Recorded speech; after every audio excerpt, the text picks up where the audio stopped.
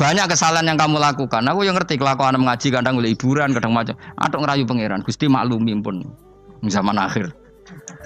Timbang urusan mbek kowe ada urusan mbek pangeran. Luwih rileks. Mulai ada ulama namanya Sufyan Ats-Tsauri ditanya, "Fa wa ma waditu anna walidayya hasabani." Saya tidak suka andaikan orang tua saya nanti yang menghisap saya. Kenapa? Wong tuaku jek kadang ngamuk be aku. Tapi tak dihisap pangeran oke. Pangeran itu arham, lebih kasih saya. Saya ini termasuk orang dekat Allah baru kayak Imanul Arab. Saya itu sering baca hadis dan saya yang tiru itu Imanul Arab. Iman yang Gunung Kidul, wong Jogja, wong Madura, pokoknya Imanul Arab. Karena lebih vulgar, lebih ngawur. Dan ngawurnya ini nak ikhlas, itu pangeran tertarik. Tapi ikhlas itu syaratnya. Syaratnya apa? Ono wong desa iku takok Kanjeng Nabi ngene. Iki kena mbok tiru kan. Tak ijazah iki wis. Khusus wong kriting. Kira kriting takok sing kriting. Pokoke ijazah ini legal untuk yang kriting. Yang enggak kriting minta yang kriting. Aja langsung aku muter sing kriting. Ya Rasulullah, nanti yang ngisap saya itu siapa? Yang ngisap, yang menghisap amal itu siapa? Allah. Baguslah kalau gitu. Kanjeng Nabi kok kaget. Cai kok baguslah Gusti gitu. Kenapa aja? Selama ini kenangan saya sama Allah itu baik-baik saja. Aku wong desa ya tetap dikeimangan. Padahal aku ora pinter golek rezeki. Aku ya tetap urip. Padahal ora tau tuku nyawa. Pokoknya baguslah Gusti Nabi kalau yang hisab Allah. Selama ini kenangan saya sama Allah itu baik-baik saja. Terjadi dawuh Nabi, kalau kamu ingin melihat orang yang ahli jannah itu loh gigi. Itu cara. Pokoknya caranya seneng pangeran sawur-awuran tapi ya baguslah. Dia pernah tanya lagi, ya Rasulullah apakah Tuhan itu pernah senyum, pernah tertawa? Ya pernah kata Nabi. Tapi tidak usah kamu angen-angen itu. Terus kata wong desa tadi, lan na'dima min rabbin yadhak khairan. Kalau Allah pernah tertawa, pasti orang yang bisa tertawa itu kebaikannya banyak. Sing ra iso sing ra kebaikan wong sing gremeng terus. Jadi intinya dia nyifati Allah itu sesuai versinya sendiri. Tapi Nabi kadang seneng perkarane mau. Baguslah kalau ngisap Allah. Kenapa jadi? Kenangan Allah sama saya itu selama ini baik-baik saja. Mesti dene ngrasa wong desa ya mangan, jadi mripat loro, ya irung, ya pokoke dene gampang syukur. Wong aku ora iso ge mripat ya dikai mripat. Aku ora iso di tangan ya dikai tangan. Jadi kadang wong desa iku cara iman lebih. Lho oleh iman kurang ajar. Imane wong kota iku kadang saene dhewe. Syukur ngenteni diangkat dadi menteri, dadi pejabat. Kaya kowe ini syukur ngenteni kreditem lunas. Kan keribetan. Wong desa gak. Kenapa kamu mengatakan Allah baik? Ya Rasulullah aku ora tau kepen di mripat ya dikai di mripat. Ora kepengen duwe tangan ya dikai. Selama ini baik-baik saja. Jadi dia ngukur peparing ya mripat, tangan ora jabatan gak? Cocok kok ambek imane wong bedui-bedui ini. Tangan kan ngaku kadung duwe. Mripat ya kadung. Dibang bayangno dadi menteri kan repot. Bayangno ngalim mungkin tambah repot meneh ngono. Jadi apa ya? Makanya Rasulullah itu kadang suka sama wong desa. Wong desa iku nah di sini ini kadang Nabi ngendikan aksaru ahlil jannah al-bulhu, aki-aki penduduk swarga iku al-bulhu wong goblok-goblok. Wong goblok luwih gampang syukur.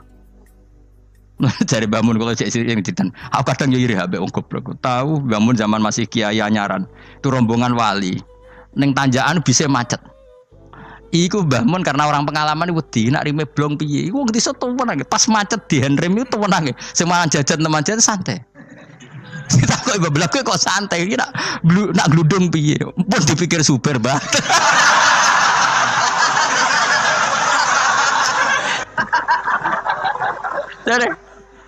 Jadi bangun kok enak dadi wong apa? Goblok.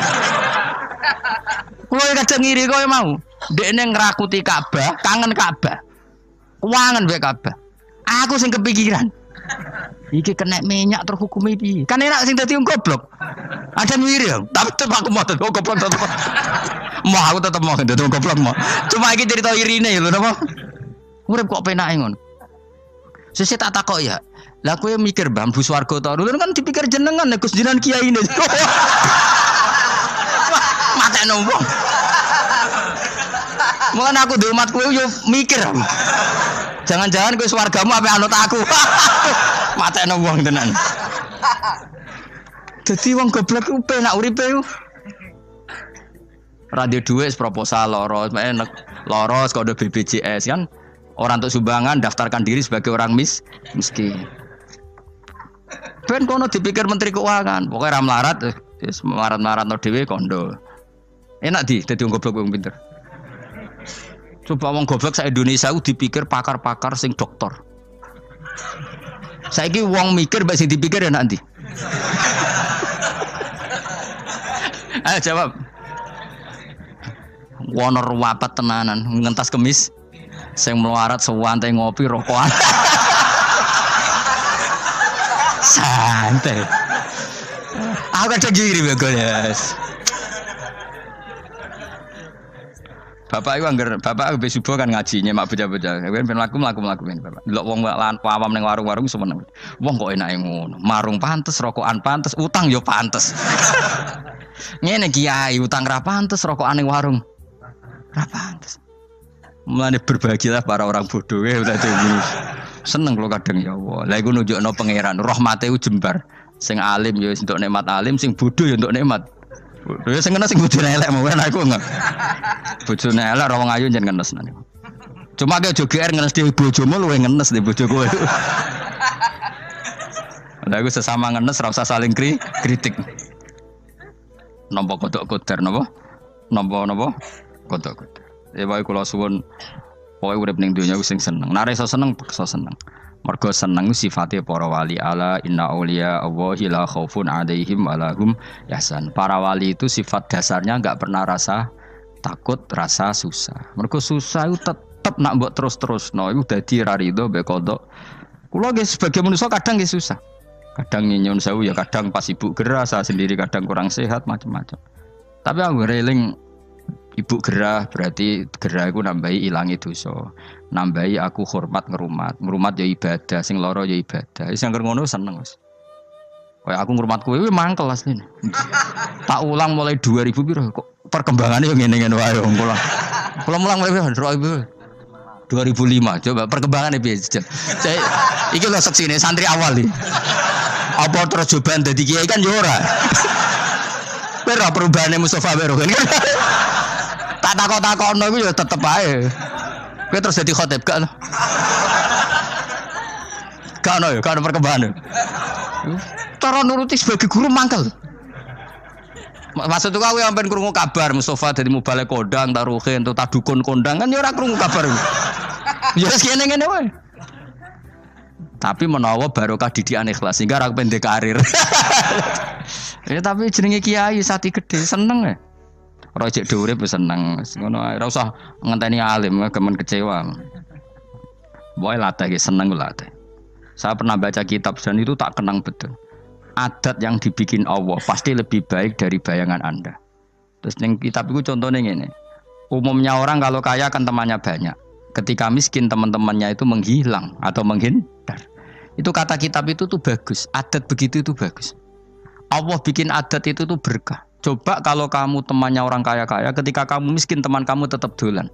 Pasiku kue becak, pasiku kue buruh ning wong. Kayak apa malunya kita? Jadi tontonan teman-teman kita yang dulu kaya. Barokahnya Allah bikin adat nak kita melarat ora ditiliki pas melarat wis ora ono sing roh. Lho malu lho melarat dadi delok-delokan. Ayo kowe dhisik sugih tumpakan Ferrari, geng Lamborghini atau geng Mercy, mbok geng Alphard. Bareng ngono ke melarat bure wong disentak-sentak mbek majikanmu. Ditiliki kancamu dhisik. Isin gak? Ayo milih ditiliki atau ora yo? Milih ora kan? Artinya Allah bikin adat nak melarat ditinggal temannya itu bagus. Nek mati wae ngono. Selama ini orang kan gerutu, wah aku melarat konco lali, apik lali ngono lho. Dong to. Artinya Allah kalau bikin adat tuh nek mati wae. Wis lho kan. Wis lho melarat dulu aduh. Ya milih digedol-dolan ora? Milih ndak kan? Lah milih ndak terus Allah bikin adat lalah konco-konco kita zaman sugih lali. Bisa anggap iku barokah. Tapi uang kadang kan enggak terima. Padahal Allah bikin adat itu dikira-kira. Tetap apa yang jadi sunnatullah itu yang terbaik. Dalam Islam senang itu sudah ibadah. Jadi di antara ibadah terbaik manusia itu senang. Jadi kalau analoginya kita dikasih rumah teman atau mertua atau guru atau siapa saja. Hal paling menjengkelkan itu ya sudah dapat gratisan gerutu. Gerutu itu gremeng. Nah ini kita sudah pakai buminya Allah itu gratis, pakai airnya ya gratis, pakai oksigen ya gratis. Kok masih gerutu itu sudah jadi hamba yang enggak benar itu. Jadi bayangkan kalau kita pakai oksigen bayar, pakai buminya bayar, pakai airnya bayar semua. Kayaknya kita enggak mampu membayar ya. Dan kita sama Allah hanya disuruh ikrar, disuruh sujud. Pentingnya ilmu satu bahwa itu akan menjadikan satu perilaku. Misalnya begini ya, dulu itu kiai-kiai Jawa zaman dulu itu berpatokan karena dulu pemerintahan Hindia Belanda, seorang lagi masih pemerintahan Hindia Belanda. Itu dalil yang sering diutarakan itu sebaik-baiknya umara itu yang datang ke ulama, terus sejelek-jeleknya ulama itu yang datang ke umara. Tapi semenjak pemerintahan Indonesia dan kemudian ditandai beberapa tokoh kayak Gus Wahid putra Kiai Hasyim menjadi Menteri Agama, ada Gus Wahid putra Kiai Wahab juga jadi Menteri Agama, ada Kiai Fathur Rahman keluarga Mbah Maimun, keluarga Sarang juga pernah jadi Menteri Agama. Kemudian bersamaan dengan itu dibangunlah satu pegangan ilmu. Pegangan ilmu ini penting karena ini yang mengilhami semua orang Islam, terutama ya utamanya ulamanya. Ada seorang ustadz, seorang guru ngaji yang karena melihat rata-rata penguasa itu zalim ya, datang ke Harun ar-Rasyid. Ini perlu disemak, datang ke Khalifatullah atau Amirul Mukminin Harun ar-Rasyid. Karena beliau seorang raja tentu terduga lah atau ya umumnya atau gimana lah istilahnya. Itu ya rata-rata ya agak seenaknya namanya raja, namanya penguasa. Ini dalam pikiran ustadz itu, tidak mesti dalam fakta. Kemudian si ustadz itu matur, ya Amirul Mukminin, inni nasihun lak famusyaddidun alaika fala tajidanna fi nafsika syai'an. Saya ini mau nasihati Anda, kemudian saya cara nasihati itu keras. Tolong jangan dimasukkan hati. Dia bilang famusyaddidun alaika. Saya nanti kalau nasihati itu keras sekali. Tolong dimaklumi karena ini penting karena Anda harus dinasihati secara keras. Tapi sebelum nasihat itu diutarakan kata Harun ar-Rasyid, karena beliau Bani Abbas dan beliau orang alim termasuk muridnya Imam Malik. Kata Harun ar-Rasyid, uskut, kamu diam Ustaz. Inna Allaha ta'ala arsala man huwa khairun minka ila man huwa syarrun minni. Wa ma'adzalika yaqulu Allahu ta'ala faqula lahu qawlan layyinan la'allahu yatadzakkaru aw yakhsha. Jadi ini sekaligus etika dan norma ya bagi semua dai di Indonesia dan semua kita. Wahai Ustadz kamu diam. Allah Ta'ala itu ngutus orang yang lebih baik ketimbang kamu, yaitu Nabi Musa, ke orang yang lebih jelek ketimbang saya, yaitu ke Fir'aun. Itu saja harus pakai etika faqula lahu qawlan layyinan. Kamu harus ngomong yang halus. Jadi intinya ini Harun ar-Rasyid komplain. Kamu itu kalau jadi Ustadz ngaji kira-kira gitu.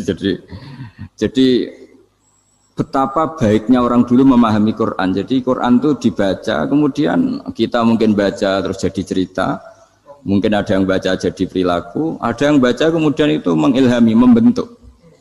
Nah kira-kira itulah yang membentuk kiai-kiai alim di NU, di beberapa pesantren maupun orang-orang alim di luar NU. Asal ngajinya dan bacanya seperti kita, pasti seperti itu. Karena cara berpikir tadi. Sudah, jadi akhirnya si Ustadz tadi keluar dan minta maaf, anta a'lamu minni, ternyata engkau lebih alim ketimbang saya. Jadi kalimat famusyaddidun alaika, saya akan keras cara memberi nasihat, itu yang diket, yang dipotong, yang dibatalkan atau yang diralat oleh Khalifatullah Harun ar-Rasyid. Yaitu dikatakan inna Allaha ta'ala arsala man huwa khairun minka ila man huwa syarrun minni. Yaitu Allah mengutus orang yang lebih baik ketimbang kamu, yaitu Nabi Musa, ke orang yang lebih jelek ketimbang saya, yaitu Fir'aun. Itu pun harus faqula lahu qawlan layyinan. Cara berdakwah harus dengan kata-kata yang halus, yang lembut, yang indah. Dan dengan kata-kata itu diharapkan la'allahu yatadzakkaru aw yakhsha. Semoga yang didakwai menjadi ingat. Sehingga dengan kemampuan ilmiah seperti ini menjadi pegangan bersama bahwa kita sebagai dai atau sebagai tetangga atau sebagai sama-sama warga Indonesia, bawaan kita memang harus faqula lahu qawlan layyinan la'allahu yatadzakkaru aw yakhsha. Kemudian dalam disiplin ilmu yang lain, halus itu tidak kuat. Angin itu ya halus, tapi kalau di manage itu jadi kekuatan yang dahsyat. Begitu juga air dan sebagainya. Sehingga tidak perlu khawatir terus kalau dakwah halus itu tidak punya efek yang signifikan. Tidak juga. Allah Ta'ala itu pengelola angin. Angin itu kekuatannya dahsyat. Sehingga Nabi Sulaiman dikasih kekuatan angin dan bisa terbang kemana-mana. Kemudian sekarang jadi teknologi yang banyak memanfaatkan angin. Mulai rem, mulai apa saja. Sehingga dari cerita saya ini kemudian terus kiai-kiai itu membentuk dakwah termasuk di ekonomi dengan cara yang rileks. Nah cara rileks itu satu tentu dimulai dengan ilmu.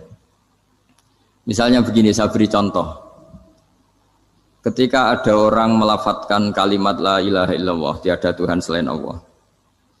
Kemudian kalimat ini mungkin kalau orang NU baca itu rutin ya, karena kiainya kelamaan ya yang ikut sambil tidur ya. Kalau tahlil itu disebut kiai tertentu itu mesti yang belakang wah suwi itu kalau kiai itu lama itu.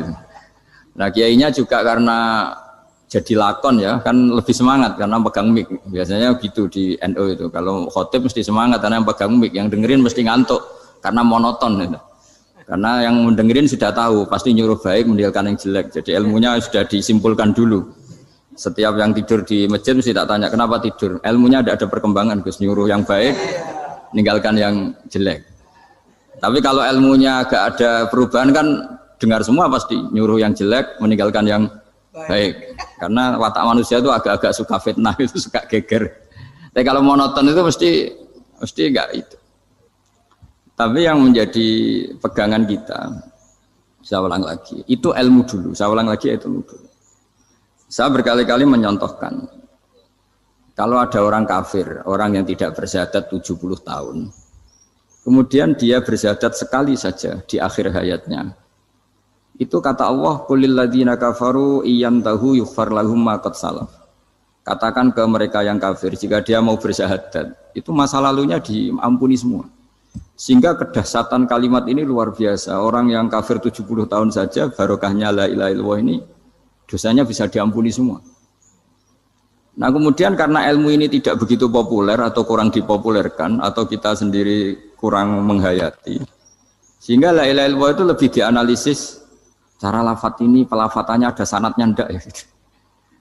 Terus cara melafatkan bareng-bareng seperti itu ada tumpengan ini bid'ah enggak ya. Jadi pertanyaannya sudah tidak tentang keramatnya atau sakralnya atau fadilahnya la ilaha illallah, tapi sudah macam-macam. Dan cara seperti ini ada hadisnya enggak, legal enggak, terus ada sanadnya enggak. Jadi saya mohon semohon-mohonnya untuk teman-teman yang di Al-Iman itu harus ngaji ya. Ngaji itu nanti kamu tahu cara mandang sebuah ibadah atau perilaku atau apa sajalah tahu. Karena al-ilmu yurisul ahwal, ilmu itu bisa mengilhami cara pandang. Dulu yaitu saya ulang lagi, ketika zaman Hindia Belanda, karena pemerintahnya Hindia Belanda itu ulama-ulama keras sekali, sejelek-jeleknya ulama itu yang datang ke Umarok. Tapi setelah era Mbah Hashim, era sampai Mbah Maimun, itu mereka peduli sama Umarok, semuanya sama-sama warga Indonesia yang ingin melihat Indonesia yang lebih baik. Sehingga banyak ya kakak saya sendiri pernah wakil bupati, terus putra Mbah Maimun wakil gubernur. Ini teman saya Kiai Hafid ya bupati. Semenjak itu terus dan itu nggak lepas dari cara pandang.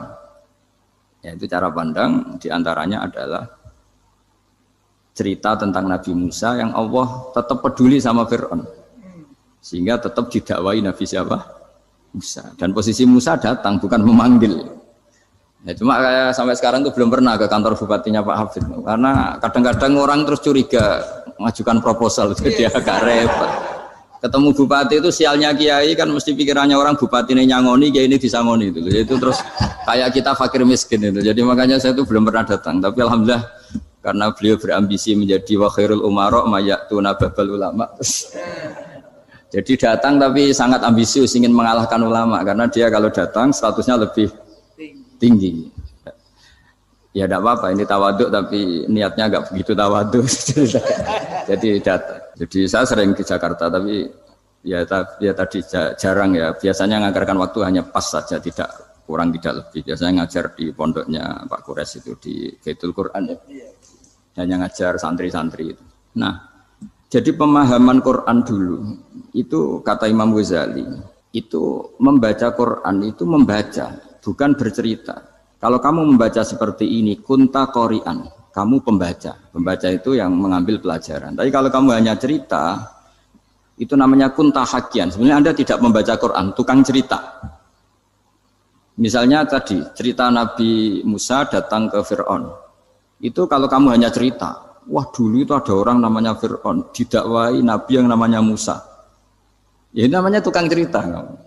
Kalau kamu pembaca tidak gitu.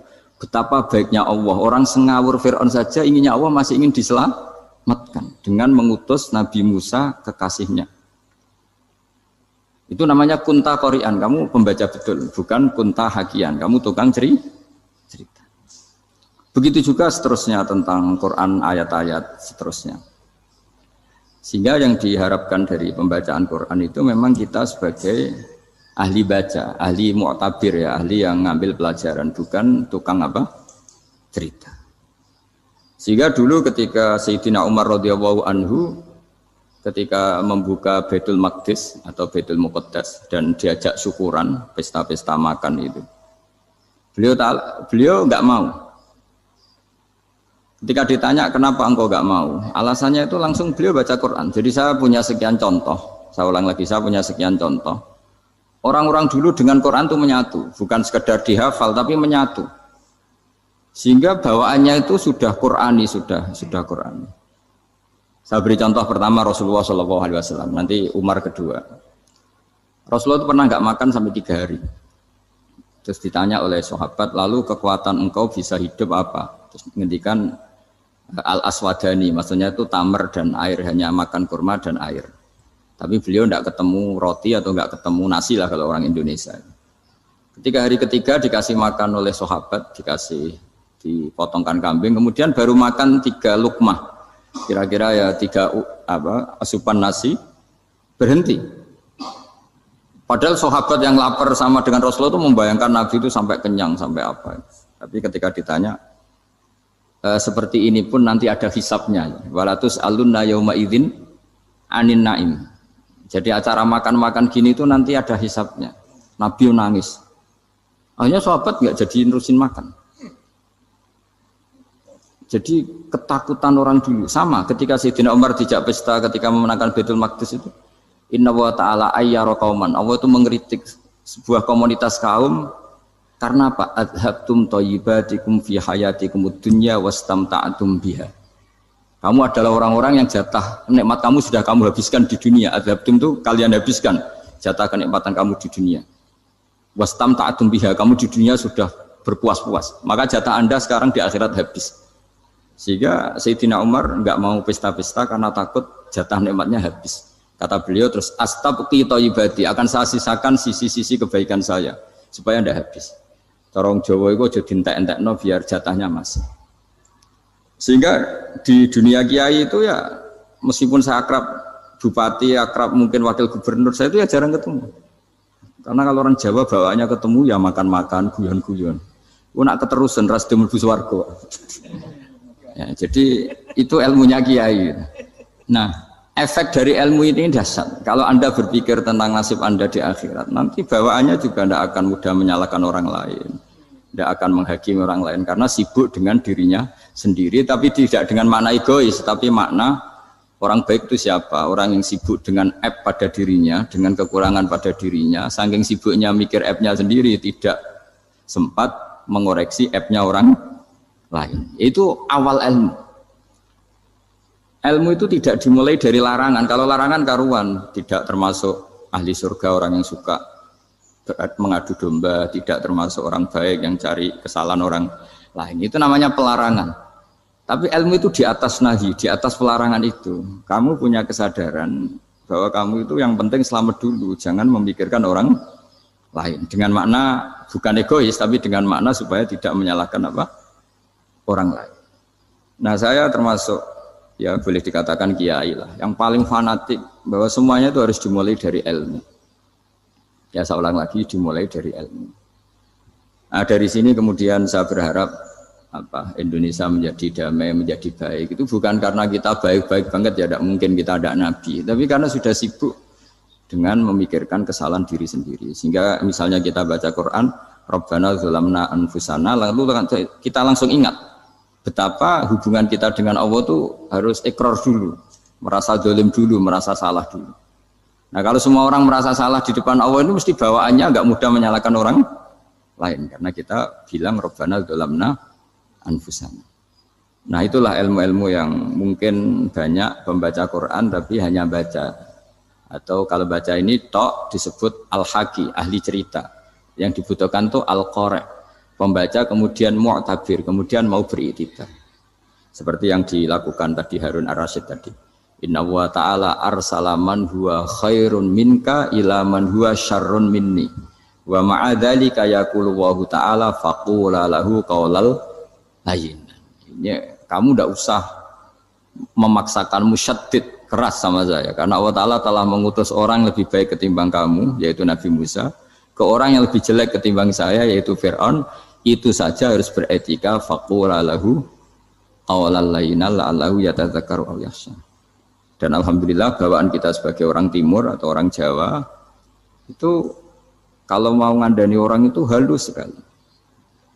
Di antara bentuk kehalusan kata-kata diceritakan di ayat lain ketika Nabi Musa ketemu Fir'aun.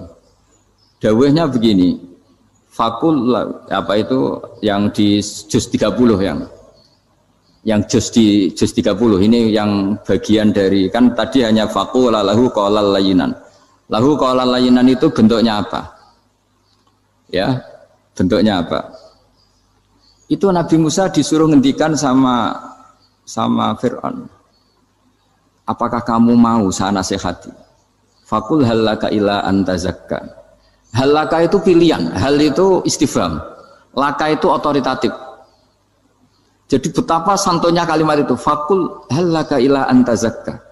Jadi kalau dimaknani model Pak Hafid, model saya ngaji di sarang itu, halaka onoto iku kedue sira, berhak bagi kamu, berhak bagi Anda, apakah Anda berhak loh mendapat nasihat supaya Anda jadi orang yang lebih baik.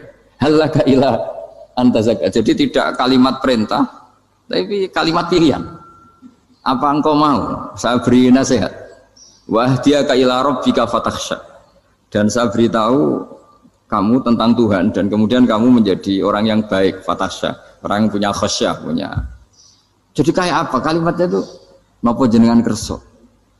Itu kalau orang Jogja, orang-orang daerah-daerah yang berada nyugui tamu itu kan, ayo makan-makan. Itu kan kayak tamunya itu kelaparan. Masa Pak Yusuf Mansur kelaparan? Tidak mungkin kan.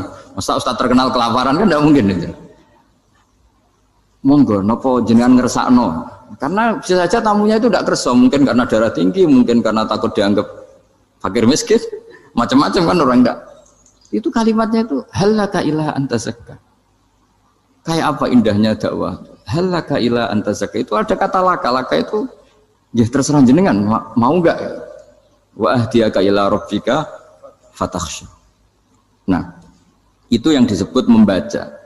Kunta qari'an la hakian. Anda benar-benar membaca Quran bukan sekadar pencerita. Ya karena saya kiai, jadi kalau kiai itu kan ingatnya sama Allah saja. Kalau sama manusia itu rontok-rontok lali gitu. Itu bukan memaksa ya memang lupa. Sejauh mana sih pentingnya manusia kan tidak penting cara ilmu tasawuf itu. Tapi karena ini titipan Rasulullah SAW terus menjadi penting kan. Dititipi umat gak jenengan itu yang ya sudah ngaji ngatur kiai ribet itu. Kiainya biasa ngaji kan, kiainya yang ngatur santri ini enggak. Pak Yai ngaji tanggal ini jam ini. Itu kan mengabaikan semua aktivitas kiai. Padahal jam ini mungkin saya punya jam. Mungkin jalan-jalan atau ngaji atau mutolaah atau munajat gara-gara Pak Zakaria ini kan terus Mas Tamam ini yang provokasi harus ngaji di jam ini tema ini. Saya itu kalau ngaji ditentukan tema itu ini memang saya agak keras di bab ini. Itu kayak ibarat gini loh. Saya ini dokter, kemudian ada orang yang sakitnya itu jantung terus bilang ke saya, Pak dokter sembuhkan kukul saya. Wong penyakit ekstrimnya itu jantung kok bila disembuhkan apa? Kukul. Kan gak penting, sembuh tidak sembuh, pukul itu kan gak penting, jerawat itu. Kiai itu tahu kesalahan paling fatal manusia itu akidah. Tapi kadang-kadang mintanya ilmu yang tidak akidah, yang gak penting. Jadi kadang-kadang kiai itu ya digurui betul kalau di Indonesia itu. Misalnya, ini tidak nyindir loh, memang marah betul kalau di bab-bab seperti ini. Tapi ini biar jadi ilmu masif, ilmu yang general. Saya ulang lagi ya, Anda jadi dokter, tahu pasien Anda ini penyakit jantung kronis atau sudah fatal lah sudah. Terus orang itu bilang, Pak Yai, itu Pak dokter, tolong obati kulit saya supaya tidak jerawatan. Kamu bilang ini orang aneh enggak? Aneh kan? Nah, kiai juga gitu. Saya sering itu ada orang mau haji gitu, Gus doain saya jadi haji mabrur. Pernah belajar haji Pak? Dereng. Mungkin enggak orang belum belajar nyupir terus kemudian minta didoain, Gus saya mau nyupir doain selamat. Nyupir aja enggak bisa kok minta doa selamat. Harusnya urutannya kan belajar dulu baru minta doa. Tapi kali ini Aliman bener ngajaknya akidah dulu, ahli sunnah kan. Ya itu bener karena akidah itu hal yang prinsip memang harus. Kalau kebetulan nggak bener taruh visi betul. Untungnya kok temanya bener. Jadi saya mohon ke seluruh orang-orang yang mau ngaji ke kiai itu tema itu biar yang milih kiai supaya tahu prioritas yang harus benahin. Jangan tema yang kita yang milih, jangan-jangan tema yang kita pilih itu tidak mendesak atau tidak penting. Ini bukan apa-apa, ini saking ingin baik saya ya, keinginan baik saya supaya dulu zaman sahabat ya gitu. Kalau ada pertanyaan salah sama Nabi dibenerin, cuma Nabi terlalu bijak, cara benerin tuh enak. Kalau saya karena tidak Nabi saja ya agak-agak kasar kan, kalau tidak Nabi tidak wajib bener terus, yang wajib bener terus itu Nabi. Saya beri contoh ya. Nabi itu ngendikan tentang kiamat. Kiamat itu dahsyat, mengerikan gini-gini. Kalau pikirannya orang kampung itu begini, Nabi ini aneh. Cerita kiamat dahsyat tapi nggak ada tanggalnya, nggak ada tahunnya. Harusnya ada dong, biar kita bisa persiapan. Sehingga Nabi disomasi di tengah-tengah khutbah itu, ya Rasulullah mata sa'ah. Nah, karena ini orang Bedui, Nabi nggak dengerin, masih ulang lagi. Mata sa'ah ya Rasulullah. Ketika Nabi mengabaikan itu ada dua kelompok sahabat, yang satu bilang lam yasma, Nabi tidak dengar sehingga mengabaikan. Yang kedua bilang sami'a wa kariha, Nabi sebenarnya mendengar tapi tidak berkenan. Tapi diulang lagi ketiganya, ya Rasulullah mata sa'ah. Akhirnya Nabi jawab, mau tidak mau, karena kalau enggak ya namanya orang Bedui ngomong terus. Nabi balik tanya, ya karena cara berpikir dia kalau kiamat itu jelas kapannya kan bisa persiapan itu. Paling enggak pas mau kiamat terus pas ngaji Quran apa kan bisa persiapan itu. Akhirnya Nabi balik tanya, ma'atatalaha. Kalau kamu berani tanya kiamat, lalu persiapan kamu apa? Ya terus orang itu bilang masyhur itu, ma'atatulaha kabira sholatin wala siyamin wala kadza wa kadza walakinni uhibbuka. Saya sebenarnya tidak punya persiapan ya Rasulullah, cuma persiapan banyak puasa ya enggak, banyak sholat enggak, tapi saya mencintai engkau. Terus masyhur itu jadi hadis paling legenda, almar'u ma'aman ahabba, sebagian disebut anta ma'aman ahbabta. Ini kata semua sahabat yang di masjid. Si Bedui ini orang paling dibenci sahabat karena mengganggu Nabi saat khutbah. Tapi akhirnya ini menjadi orang paling dicintai sahabat karena barokahnya itu hadis itu keluar secara terbuka. Almar'u ma'aman ahabba. Sebagian riwayat yuhsyarul mar'u ma'aman ahabba. Nanti orang akan sowan sama Allah bersama orang yang mereka cinta. Itu sahabat-sahabat fama farihu ba'dal Islam farahahum biadal hadis. Mereka tidak pernah senang setelah masuk Islam sesenang hadis ini. Karena kita tidak perlu soleh-soleh banget, cukup menyintai orang apa? Soleh gitu. Makanya saya sekali bilang itu ya, kadang-kadang saya jadi orang alim itu ya rugi. Ruginya tadi. Misalnya untuk menjadi orang alim kan harus hafal Quran, ngaji Bukhari, Muslim, Ikhya. Ternyata pengumuman kedua orang nggak bisa apa-apa. Gelombang kedua para pecinta, waduh, itu kan repot. Ya. Jadi kita yang jadi orang alim susahnya bukan main. Ternyata disaingi pengumuman kedua. Dan para pecintanya, wah itu kan akhirnya ketemu orang-orang nggak jelas tadi tapi nah itu ya termasuk farah dalam Islam, farhatul aibin. Jadi senang itu di Islam itu ibadah ya, kul bi fadlillah wa bi rahmati fa bidzalika falyafrahu. Senang itu diperintahkan Allah. Saya itu sering di kamar kadang itu nyun sewu kayak gatelan gitu apa itu ya, agak kukur-kukur terus merengut saja malu saya itu dilihat Allah kok kayak agak ridho itu malu. Ya kayak tadi lah, kamu dikasih rumah gratis, kemudian pas yang ngasih datang kamu kelihatan cemberut, itu yang ngasih kan mangkel. Jadi dikasih gratis masih cemberut. Sama hubungan kita dengan Allah itu semuanya dikasih gratis. Makanya tabassum, senyum itu ibadah. Kita yang nekuni ilmu hadis. Betapa hebatnya Nabi ngendikan, kalau kamu tidak bisa ibadah yang berat-berat, cukup ibadah senyum. Kadang ngendikan tol kau tiwajin, kamu cukup berwajah yang indah, yang menyenangkan. tabassum senyum. Kalau kamu tidak bisa membalas jasanya orang yang ngasih, minimal kamu senyum, minimal kamu kelihatan seneng. Gitu. Makanya seneng itu sudah ibadah. Dan sekarang orang untuk seneng aja susah. Karena bawaannya nuntut orang lain supaya kayak keinginan dia, bawaannya nuntut, ya ribet. Kalau gitu ya ribet. Makanya saya bilang al ilmu yurisul ahwal. Ilmu itu diperkuat. Nanti yurisul ahwal, ilmu itu akan membentuk Anda. Dulu beberapa raja itu ya mau luhur karena jadi raja, punya apa saja. Tapi punya penasihat ulama itu ya nasihat itu sederhana. Ada seorang raja tanya ke kiai, gimana dengan semua kerajaan saya? Wah, padahal dia punya apa saja. Jenengan miskin sekali, itu kerajaan seluas ini. Kok bisa aja? Terus ditanya sama si ulama tadi. Andaikan Anda di padang pasir, kemudian kalau tidak minum segelas air itu mati. Apakah Anda akan membeli segelas air ini dengan semua kerajaan Anda? Oh iya, pasti apapun saya lakukan untuk mendapat satu gelas air. Terus la tafrah bimulkin la yusawi syaramain. Kamu jangan bangga dengan kerajaan yang nilainya itu enggak sebanding dengan segelas apa? Air. Akhirnya raja itu mikir, saya tidak jadi raja bisa hidup. Tapi kalau enggak minum air mati. Berarti penting satu gelas air. Akhirnya lama-kelamaan nganggap kerajaan itu biasa, ternyata enggak sepenting segelas air. Ya seperti kita lah, misalnya orang enggak punya alpat itu enggak malu. Tapi kalau enggak punya celana itu malu. Kamu mau punya alpat tapi enggak punya celana? Kan enggak mau. Yaitu ilmu. Ilmu itu yurisul akhwal. Ilmu akan melahirkan satu perilaku. Jadi kalau ilmu Anda mantap, pasti syukurnya juga mantap. Gitu. Ya makanya saya termasuk kiai yang selalu mendorong pentingnya ilmu. Bahkan kata Sufyan Ats-Tsauri ngendikan saking pentingnya ilmu ada kata fa'lam annahu la ilaha illallah. Dimulai kata fa'lam. Dan saking pentingnya ilmu itu setiap nabi itu status permanennya itu hanya satu, mengajar. Rabbana wab'ats fihim rasulam minhum yatlu 'alaihim ayatik, membacakan ayat-ayat Allah sampai wa yu'allimuhumul kitab, mengajarkan kitab wal hikmah. Bahkan Allah sendiri wasofa dzatahul 'aliyah bi annahu al-muallim. Yaitu Allah ngendikan Ar-Rahmanu 'allamal Qur'an. Jadi betapa hebatnya pengajar. Allah sendiri mensifati dirinya itu Ar-Rahmanu 'allamal Qur'an. Allah itu Maha Rahman yang mengajarkan Quran. Di surat Iqra juga disebutkan Iqra wa rabbukal akram alladzi 'allama bil qalam. Jadi Allah mensifati dirinya sebagai pengajar. Kayak apa pentingnya mengajar? Karena al-ilmu yurisul ahwal. Ilmu ini melahirkan satu sikap.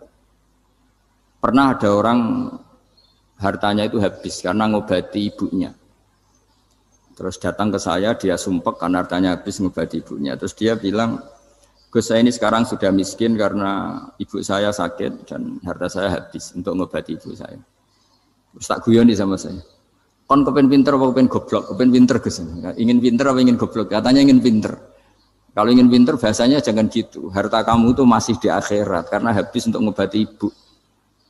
Bayangkan kalau habis untuk maksiat itu habis betul. Terus dia mulai syukur. Alhamdulillah Gus.